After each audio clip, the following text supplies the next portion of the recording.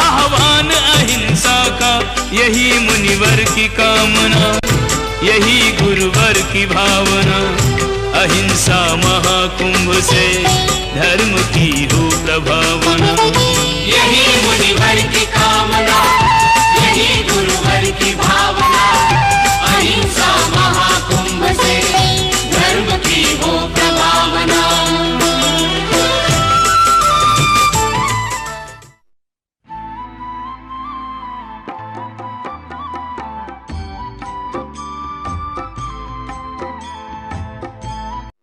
पानी के पास सब कुछ होता है,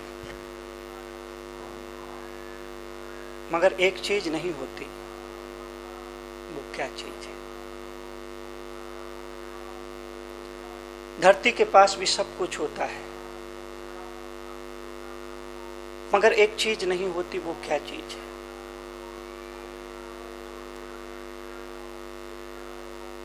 पृथ्वी के अंदर भी सब कुछ होता है, मगर एक चीज नहीं होती। वो क्या चीज है? और मनुष्य के पास भी सब कुछ होता है, मगर एक चीज नहीं होती। वो क्या चीज है? ये 4 प्रश्न हैं जिन पर आज हम विचार करेंगे, चिंतन करेंगे, चर्चा करेंगे, वार्ता करेंगे, संवाद करेंगे। छोटे छोटे प्रश्न पर हमारे जीवन की बड़ी बड़ी समस्याओं को समाधान करने की सामर्थ्य रखते हैं। पानी के पास सब कुछ होता है, मगर एक चीज नहीं होती। वो क्या चीज है? वो है छुआछूत की भावना। पानी में छुआछूत की भावना नहीं होती है, पानी में छुआछूत के विचार नहीं होते। पानी किसी के साथ छुआछूत का व्यवहार नहीं करता है। पानी सबके लिए सुलभ होता है। पानी हिंदू की प्यास भी बुझाता है, पानी मुसलमान की प्यास को भी बुझाता है, पानी किसी संत की प्यास को भी बुझाता है, पानी किसी पापी की भी प्यास को बुझाता है। पानी केवल इंसान की ही नहीं, पशु और पक्षियों की प्यास को भी बुझाता है। पानी में छुआछूत की भावना नहीं होती। पानी जीवन है, पानी अमृत है। और इसीलिए कहा कि पानी में सब कुछ होता है, मगर एक चीज नहीं होती है। वो है छुआछूत की भावना।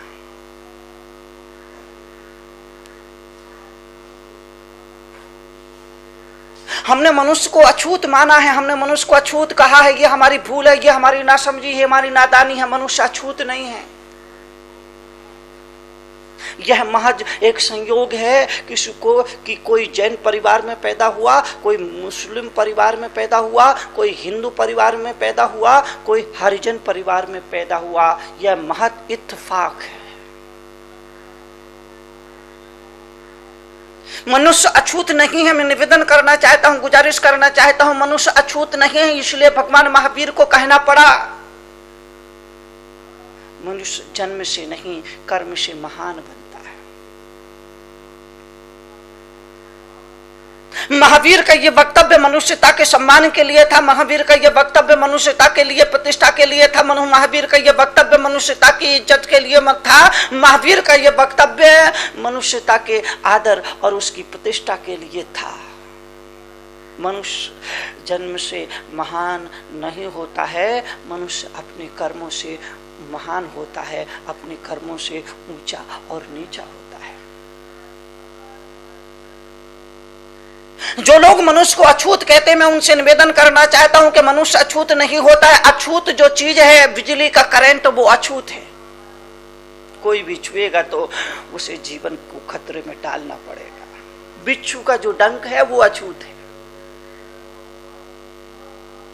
सर्प का मुख जो है वो अछूत है।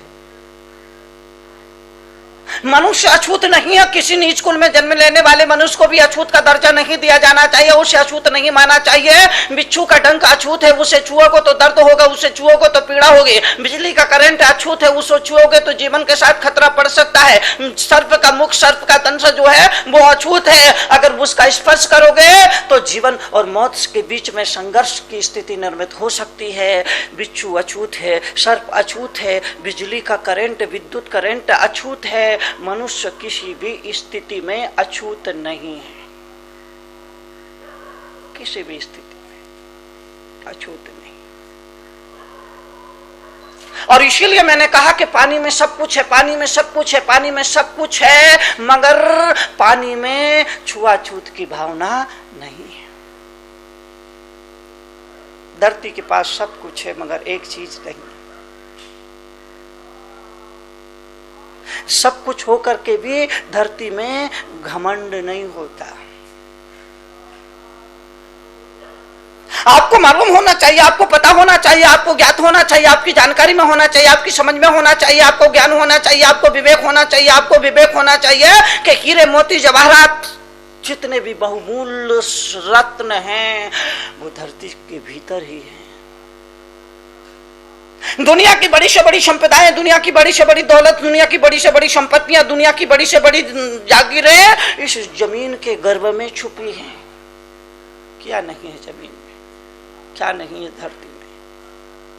इसके बावजूद भी धरती में अहंकार नहीं होता, धरती में घमंड नहीं होता, धरती में मान अभिमान दुर्भिमान नहीं होता। मनुष्य सीख सकता है कोई पाठ इस धरती से, मनुष्य सीख सकता है कोई सबक इस धरती के। सब कुछ है, सब कुछ है, सब कुछ होने के बावजूद भी उसमें मान नहीं, गुमान नहीं, अभिमान नहीं, दुर्भिमान नहीं, अभिमान नहीं, अहंकार नहीं, युगो नहीं, अहम नहीं, दम्भ नहीं, घमंड नहीं है। मनुष्य के पास जरा सा भी कुछ आ जाता है, मनुष्य अपने आप को सर्वोच्च समझने लग जाता है।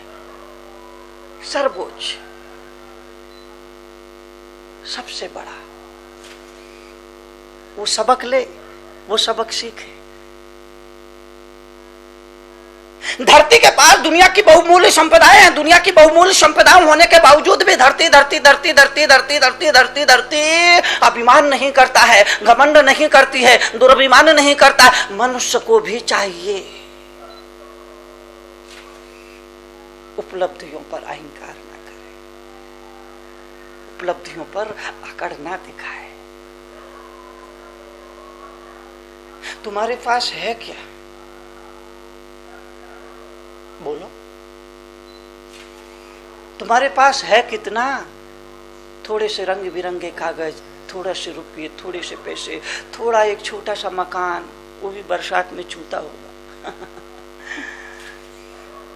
वो भी बरसात में छूता होगा। थोड़ी सी उपलब्धियों पर मनुष्य अहंकार करने लगता है। मुनि तरुण सागर लोगों को यह बताना चाहते हैं, यह समझाना चाहते हैं, यह दिखाना चाहते हैं, यह सिखाना चाहते हैं कि उपलब्धियों का उपयोग करें मगर उपलब्धियों पर अहंकार ना कर, उपलब्धियों का उत्सव मनाएं मगर उपलब्धियों पर अहम ना करे, अहंकार ना करे। ये मान करके चले, ये सोच करके चले जो भी मिला है वो सदा के लिए, हमेशा के लिए नहीं मिला है।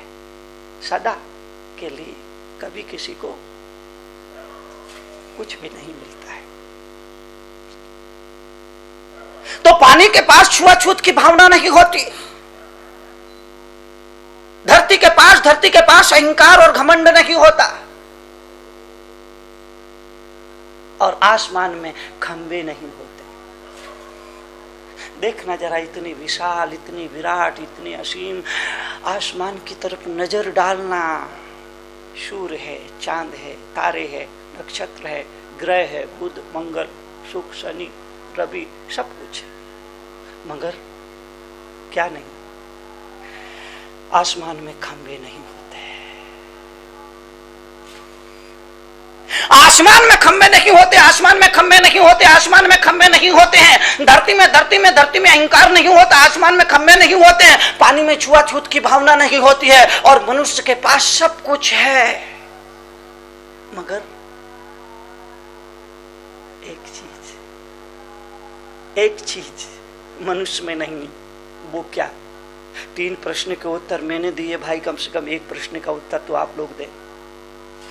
सोचिए, समझिए, विचारिए, कल्पना करिए, दिमाग का दही बनाइए, सोचिए मनुष्य के पास क्या नहीं। मनुष्य के जीवन में प्रभु के द्वारा प्रदत्त सब कुछ है। भगवान ने कहा, ईश्वर ने कहा, महावीर ने कहा, बुद्ध ने कहा, श्री कृष्ण ने कहा, मर्यादा पुरुषोत्तम राम ने कहा कि पैदा होने वाला मनुष्य महापात्र की तरह पैदा होता है मगर दुर्भाग्य देखिए भिक्षा पात्र लेकर के जीता है। भिक्षा भिक्षा। पैदा होने वाला मनुष्य पात्र और महापात्र की हैसियत से पैदा होता है, मगर दुर्भाग्य देखिए, भिक्षा पात्र लेकर के जीता है, सारी उम्र जीता है, सारी उम्र भिक्षा पात्र लेकर के जीता है। महावीर ने कहा कि सम्राट की तरह पैदा होने वाला इंसान भिखारियों की तरह जीता और भिखमंगों की तरह मर जाता है। यह दुर्भाग्य है। बेड़ियों और शिक्षों में पैदा होना दुर्भाग्य नहीं है, बल्कि बंधनों के बीच में जीना और बंधनों के बीच में मर जाना, यह मनुष्य जाति का सबसे बड़ा दुर्भाग्य है।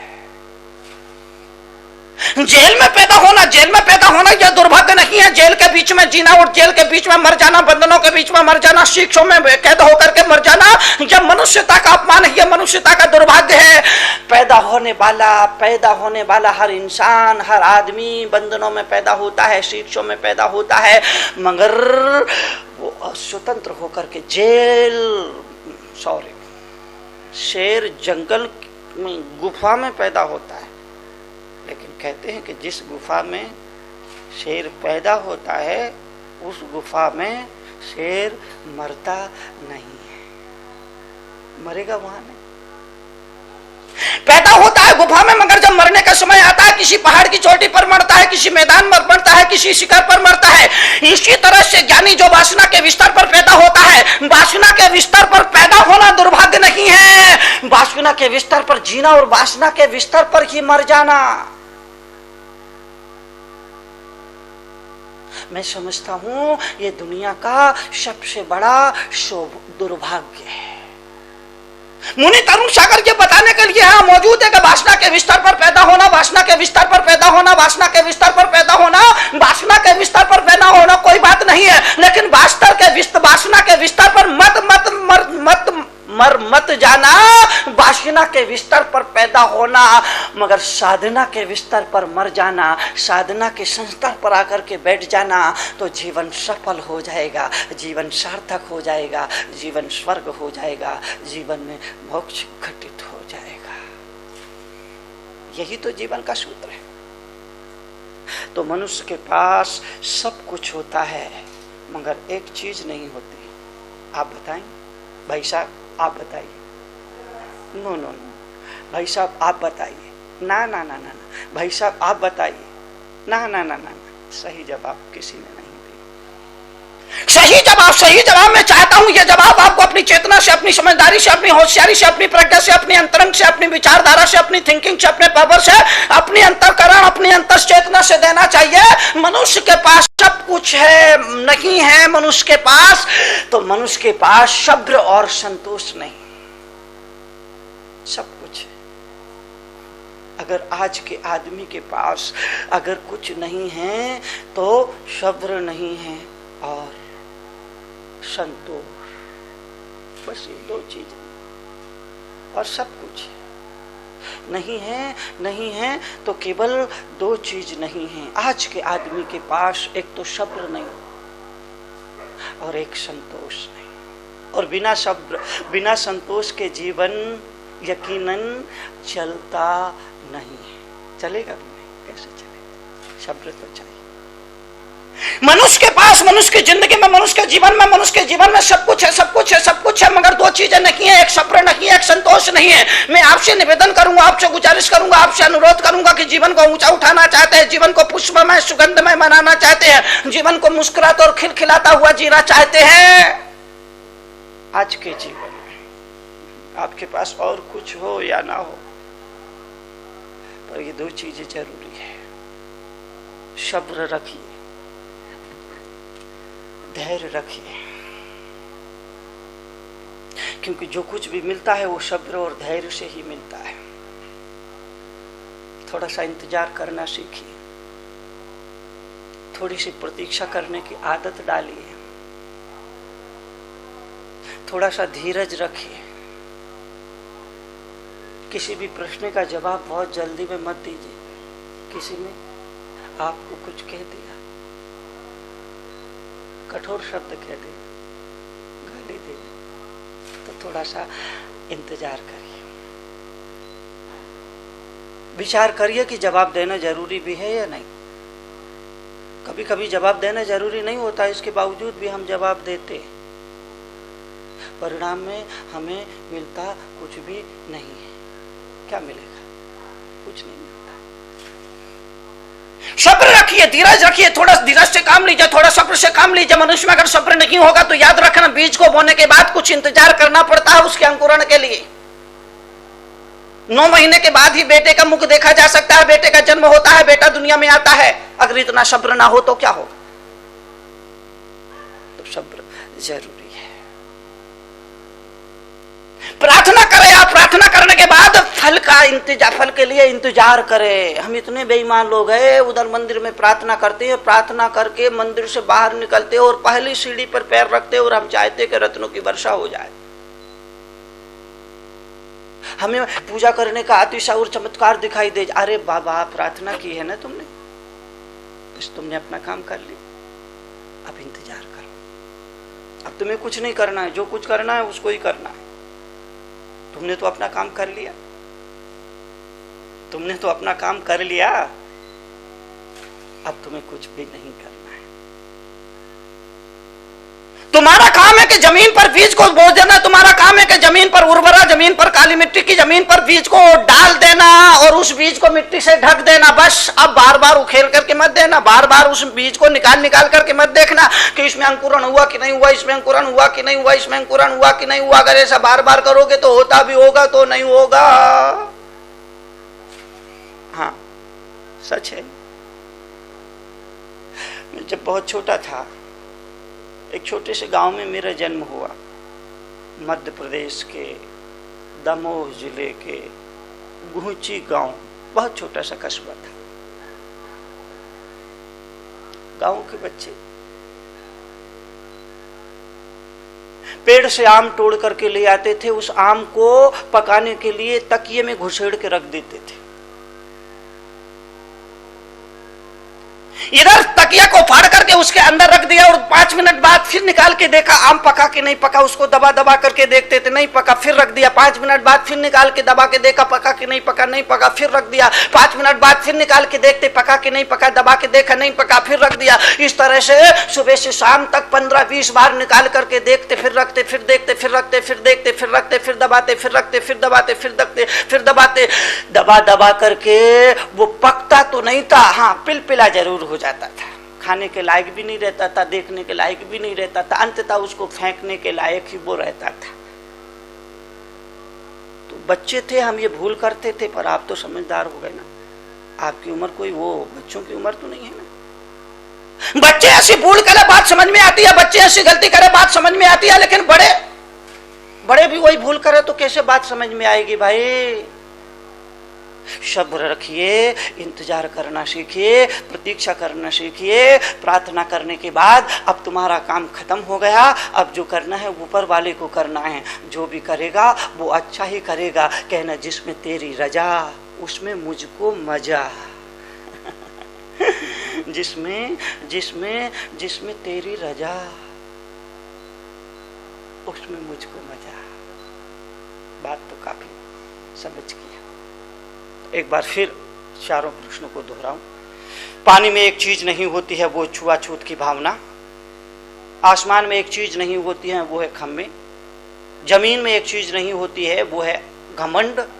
और मनुष्य में एक चीज नहीं होती है, वह है सब्र, वह है संतोष। मन की बाल्टी जो अभी बिन पैंदी की है, ये बिन पैंदी की बाल्टी को कुआं में डालोगे, कुएं में जाएगी, लगेगा बाल्टी भर गई। बाहर निकालोगे, लगेगा बाल्टी खाली है, खाली लगेगा, खाली दिखेगा। इसीलिए मैं निवेदन करना चाहता हूं, गुजारिश करना चाहता हूं कि इस मन की बाल्टी में, बिन पैंदे की बाल्टी में संतोष का पैदा लगा लो। बस समझना तुम्हारी बाल्टी भर गई। ये आप मेरी अंजलि हाथ को देख रहे हो ना, इसमें आप रेखा देख सकते हैं, हस्त रेखा। जब कोई आदमी तम्बाकू खाता है, गुटखा खाता है, तो तम्बाकू को हाथ में लेकर के यूं मलता है। वो मल रहा है, तम्बाकू नहीं मल रहा है, वो अपने भाग्य की रेखाओं को मिटा रहा है। बात को समझना, बात बड़ी साधारण सी है उन लोगों के लिए जो तम्बाकू खाते, उन लोगों के लिए जो तम्बाकू खाते, उन लोगों के लिए तम्बाकू खाते, ये बड़ी नसीहत की बात है, बड़ी सीख की बात है, बड़ी समझ की बात है। जब आदमी तम्बाकू को खाता है तो खाने से पहले उस तम्बाकू को अपनी हाथ हथेली में रखता है और हथेली में रख करके यूं अंगूठे से यूं मसलता है। वो आदमी वो आदमी तम्बाकू को नहीं मसल रहा है, वो आदमी धीरे धीरे अपनी भाग्य की रेखाओं को मसल रहा है, सौभाग्य की रेखाओं को मसल रहा है। और इस तरह मसलते मसलते मसलते वो खुद अपने हाथों से अपने भाग्य की रेखाओं को मिठा लिया करता है, भाग्य की सौभाग्य की रेखाओं को खत्म कर दिया करता है। और फिर रोता है, फिर चीखता है, फिर चिल्लाता है। पर अब क्या होगा जब चिड़िया चुग गई खेत, चिड़िया खेत चुग जाए तो फिर कुछ भी बचता नहीं है। इसलिए सब्र रखिए। अगर आपने तम्बाकू खाने की आदत से लत से बाज आ गए और आपने तम्बाकू खाना छोड़ दिया है, सिगरेट पीना छोड़ दिया है, बीड़ी पीना छोड़ दिया है, गुटखा खाना छोड़ दिया है, पाउच खाना छोड़ दिया है, तो अब इंतजार करिए, थोड़ी सी प्रतीक्षा करिए, थोड़ा सा सब्र रखिए, थोड़ा सा धीरज रखिए। मन में तलब उठेगी मगर अपने संकल्प को मजबूत बनाइए, अपने विल पावर को मजबूत बनाइए। कहना कि मर जाऊं तो मर जाऊं मगर इस जहर को हाथ नहीं लगाऊं। ये बात मैं इसलिए कह रहा हूँ कि कुछ लोग महीने के लिए, 15 दिन के लिए, महीना 2 महीने के लिए इन बुरी आदतों को छोड़ देंगे, धीरे से फिर उसी लाइन पे आ जाते हैं। गंगा नहा के आए, बाहर आके फिर कीचड़ डाल लिया, तो आपने क्या किया? गंगा नहाने के बाद, गंगा में जाने के बाद, गंगा में डुबकी लगाने के बाद आपने अगर बाहर आकर के अपने शरीर पर मिट्टी डाल ली, अगर आपने अपने शरीर पर धूल डाल लिया, अगर आपने अपने वो शरीर पर कचरा डाल लिया, अगर आपने अपने शरीर पर कूड़ा कचरा डाल लिया, तो आपके नहाने का मतलब क्या? आपके नहाने का अभिप्राय क्या? आपके नहाने का पुरुषार्थ क्या हुआ?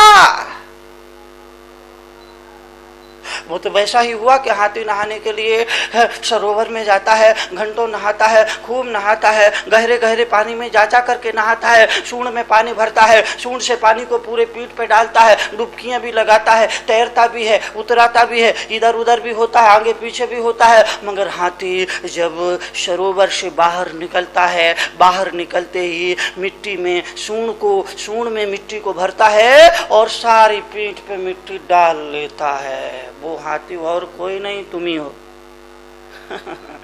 अब आएगा मजा। वो हाथी जिसके बारे में मैं निवेदन करना चाहता हूं, वो हाथी, वो जिसके बारे में मैं कह रहा हूं, वो हाथी और कोई नहीं, तुम ही हो। तुम भी तो यही करते हो। मंदिर गए, आधा घंटे पूजा पाठ किया, प्रवचन में आए, घंटा भर पूरा मन योग से सत्संग किया, पांडाल से बाहर निकले, तम्बाकू मसल के और यूं खा ली, हाथी हो ना? किसी से झगड़ा कर लिया, हाथी हो ना? किसी को गाली दे दी तो हाथी हो ना? क्रोध कर लिया, अभिमान कर लिया तो हाथी हो ना? छल कपट की, मिलावट की, रिश्वतखोरी की तो हाथी हुए ना? वो हाथी और कोई नहीं, वो हाथी और कोई नहीं। मुनि तरुण सागर जैसे लोग कहेंगे कि वो हाथी तुम ही हो, क्योंकि तुम भी इसी आदत से जीते हो, तुम भी इसी आदत से जीते हो, तुम भी इसी प्रकृति में जीते हो। मंदिर में जाते हो, मस्जिद में जाते हो, गुरुद्वारा में जाते हो, चर्च में जाते हो, तीर्थ पर जाते हो, तीर्थ यात्रा पर जाते हो, और वहां से वापिस आकर के उसी दुनिया में, उसी पुरानी दुनिया में, उसी पुराने जीवन में फिर खो जाते हो, फिर रम जाते हो, फिर जम जाते हो। तो वो हाथी तुम ही हुए। उस हाथी का नहाना व्यर्थ चला जाता है और तुम्हारा मंदिर में आना और सत्संग में बैठना वो भी व्यर्थ चला जाता है। इसलिए फिर निवेदन करूं, फिर गुजारिश करूं, फिर अनुरोध करूं,